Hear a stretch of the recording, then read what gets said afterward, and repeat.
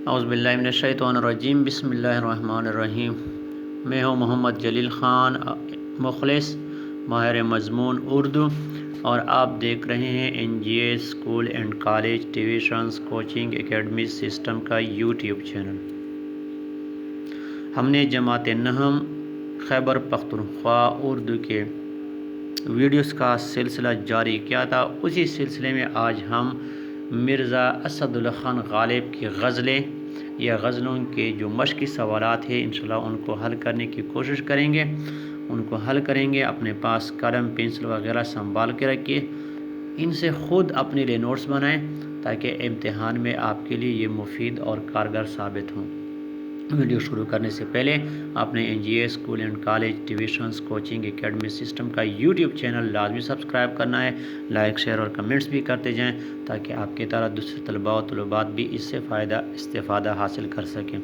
تو سوال نمبر 1 مرزا اسد اللہ خان غالب کی غزلیں ہیں، اس کے مشقی سوالات ہیں۔ سوال نمبر 1، پہلی غزل کا مطلع لکھیں۔ مطلع، اس سے پہلے ہم اس کا ذکر کر چکے ہیں کہ غزل کا جو پہلا شعر ہوتا ہے اس کو کیا کہتے ہیں؟ اس کو مطلع کہتے ہیں۔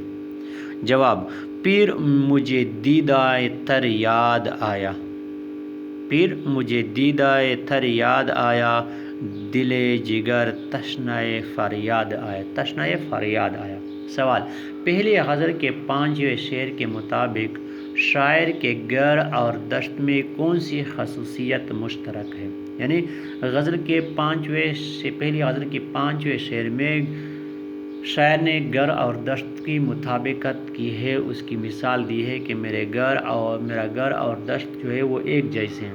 اب خصوصیت کیا ہے ان دونوں جگہوں کی؟ جواب، اس شعر میں شاعر نے ان دونوں جگہوں کی خصوصیت بیان کی ہے۔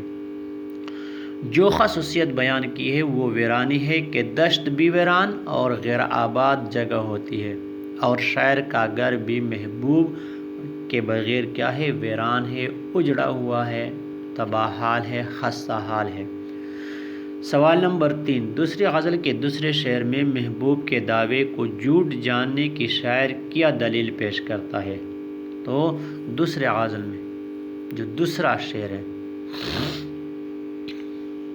بقول شاعر اگر محبوب کا وعدہ سچا ہوتا، تیرے وعدے پہ جیے ہم تو یہ جان جھوٹ جانا، تیرے وعدے پہ جیے ہم تو یہ جان جھوٹ جانا، کہ خوشی سے مر نہ جاتے اگر اعتبار ہوتا۔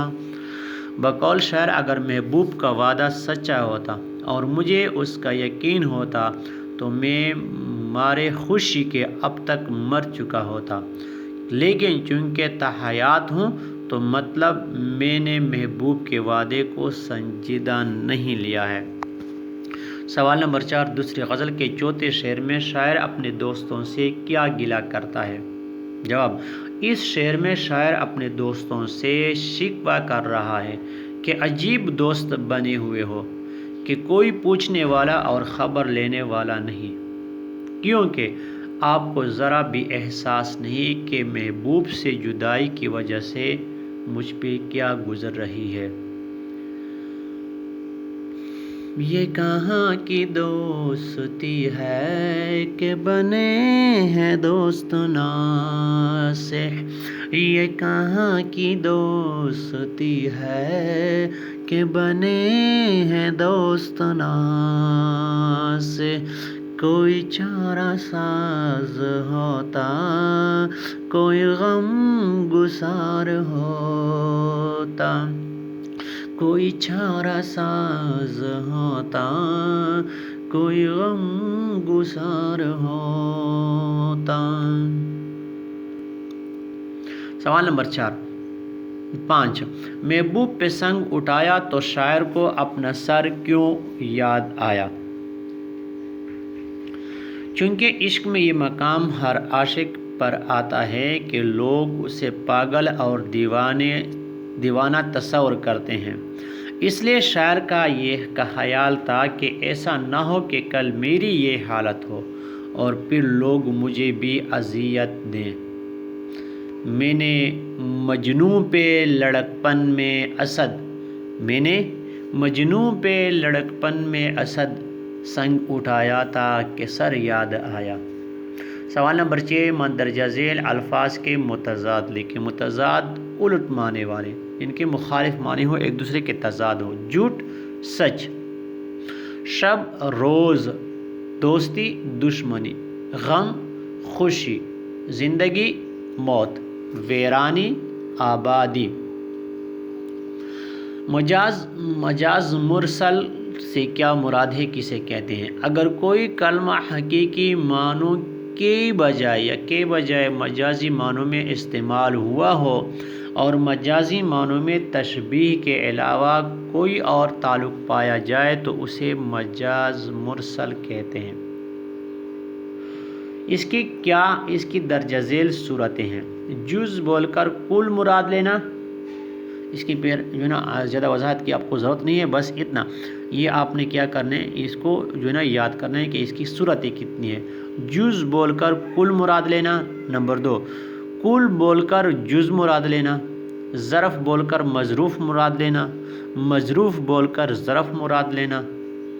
سبب بول کر مسبوب مراد لینا۔